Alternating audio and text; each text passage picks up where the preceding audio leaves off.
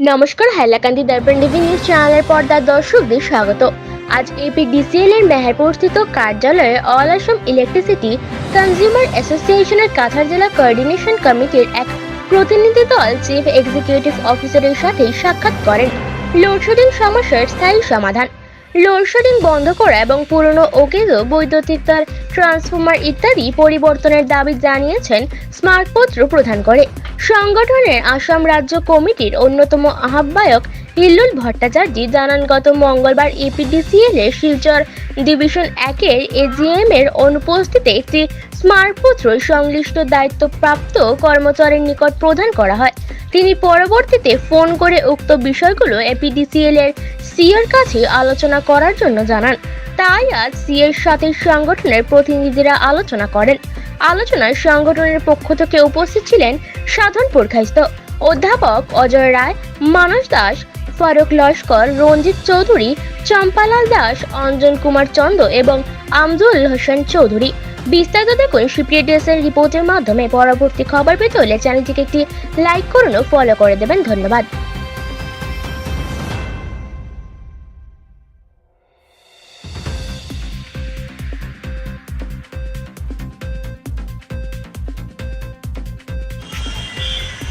All Assam electricity consumers অ্যাসোসিয়েশনের কাছাড় জেলা কমিটির পক্ষ থেকে আজকে আমরা শিলচরে এপিডিসিএলের চিফ এক্সিকিউটিভ অফিসারের সঙ্গে সাক্ষাৎ করে বিদ্যুৎ সংক্রান্ত ব্যাপারে আমরা যে সমস্যার মধ্যে আছি, যে সমস্যায় ভুগছি, আমরা চিফ এক্সিকিউটিভ অফিসারকে তা অবগত করেছি। ঘন ঘন লোডশেডিং একদিকে, আরেকদিকে লো ভোল্টেজ, এই প্রচণ্ড যে দাবদাহ চলছে, এই দাবদাহের মধ্যে যেখানে 38-39 ডিগ্রি এবং যেটা 48-49 ডিগ্রি অনুভূত হচ্ছে, এই পরিস্থিতিতে এটা অসহনীয় হয়ে দাঁড়িয়েছে। এই কথাটা আমরা চিফ এক্সিকিউটিভ অফিসারকে আমরা বলেছি। চিফ এক্সিকিউটিভ অফিসার অত্যন্ত ধৈর্যের সঙ্গে আমাদের কথাগুলো বলেছেন।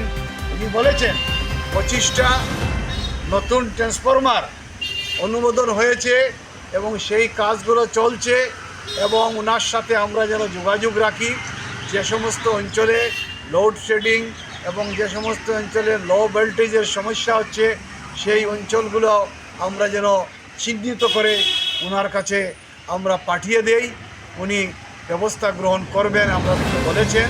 আমরা তো ওনার কাছ থেকে যে আশ্বাস পেয়েছি, সেই আশ্বাসে আমরা আশ্বস্ত হতে পারবো তখনই যখন দেখব আমাদের এই যে সমস্যাগুলো আছে, ঘন ঘন লোডশেডিং, লো ভোল্টেজ, এই সমস্যা থেকে যখন দেখব আমরা মুক্ত হয়েছি, তখনই আমরা আশ্বস্ত হতে পারবো। হিসাবে পাওয়ার লোডটা অনেক বেড়ে গেছে। পুরনো ট্রান্সফরমার যেগুলো এখনও সেই লোড বহন করতে পারছে না, এইগুলো আমরা খুব লক্ষ্য করেছি। সেই বিষয়গুলোর থেকেই আমরা মনে করছি যে ইদানিংকালের যে লোডশেডিংগুলো হচ্ছে এবং ঘন ঘন লোডশেডিং, লো ভোল্টেজের যে প্রবলেমগুলো হচ্ছে, সেটা নানা জায়গায় পরিলক্ষিত হচ্ছে। তো এই জায়গাগুলোর থেকে all Assam electricity consumer association Cachar জেলা কমিটি বিবেকের সাথে এটা লক্ষ্য করে গত 30 তারিখে বানপট্টি অফিসে সমাবেত হয়ে সেখানে বিক্ষোভ প্রদর্শন করা হয় এবং মেমোরেন্ডাম দেওয়া হয়। পরবর্তীতে আজকে আমরা এখানে সিইও যে চিফ এক্সিকিউটিভ অফিসার আছে, ওনার সাথে দেখা করে সমগ্র বিষয়ভাবে আমরা বিস্তৃত আলোচনা করি। আমরা মনে করি যে শিলচর শহরের গুরুত্বকে অনুধাবন করে তিনি যেটা বললেন যে সরকারের সাথে ওনার কথা হচ্ছে এবং ডিপিআর পাঠাচ্ছেন। আমরা সরকারকেও বলতে চাই যে শিলচর শহর সহ এই কাছাড় জেলার যে গুরুত্ব ইদানিং বাড়ছে এবং জনসংখ্যা বাড়ছে, সেটাকে সামনে রেখে অবিলম্বেই বিদ্যুৎ সরবরাহের স্থায়ী সমাধান করার জন্য এবং সুরক্ষিত সমাধান চাই, যাতে জনগণ সুস্থভাবে পড়াশোনা থেকে আরম্ভ করে এখানে কর্মকাজ করতে পারে। শুধু মুখে উন্নয়ন বা এই করা হচ্ছে, সর্বত্র বিদ্যুৎ পরিষেবা সংস্থা হচ্ছে, এইগুলো আমরা পত্রপত্রিকায় দেখছি, মুখ্যমন্ত্রী অনেক সময় বলছেন, কিন্তু আমাদের অভিজ্ঞতা এখানে বলছে যে আমরা বড় দুঃসহ অবস্থার মধ্যে কাটাচ্ছি।